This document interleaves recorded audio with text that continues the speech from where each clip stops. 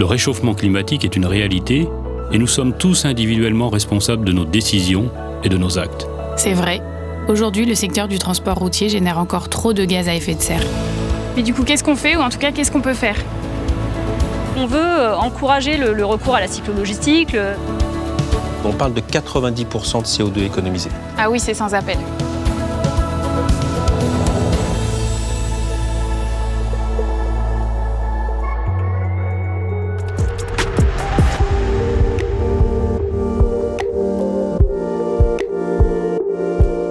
L'innovation n'est pas uniquement synonyme de nouvelles technologies. Innover, finalement, c'est peut-être aussi accepter de changer de point de vue. Et un camion qu'on ne construit pas, c'est autant de CO2 que l'on n'émet pas. Cela peut paraître contre-intuitif pour un constructeur de se réjouir de ne pas vendre un nouveau véhicule. Mais aujourd'hui, c'est l'offre tout entière qui évolue.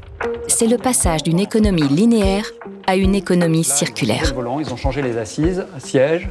Et quand on a fait les tests, on a été voir les conducteurs. Ils mettent 3, 4, 5 secondes avant de se dire, en fait, est-ce que c'est un neuf, est-ce que c'est un véhicule reconditionné ? Scotché. Voilà. Super. Belle bête. Les grands transporteurs, ils avaient l'habitude d'acheter leurs camions. Au bout de 3-4 ans, ils nous les rendaient. Et donc le camion, il faisait 400-500 000 km. Et puis en 2019, on a lancé une alternative. Cette alternative, c'est l'offre Restart. Donc en fait, le client, il nous ramène le camion à 400-500 000 km. Là, on a un reconditionnement méthodique qui s'opère.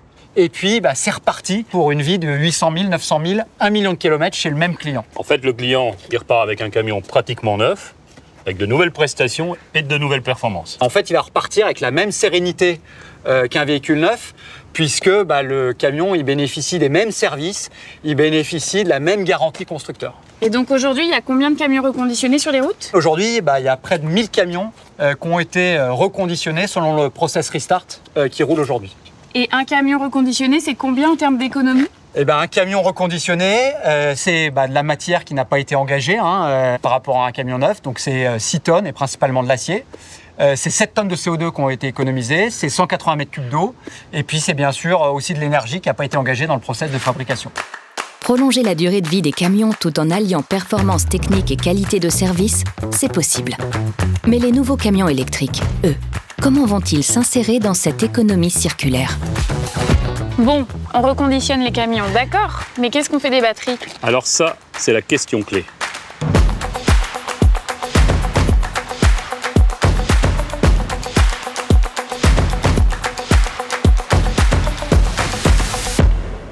Il faut se sortir un peu du modèle, la batterie on la prend, on la met à la poubelle, elle est recyclée.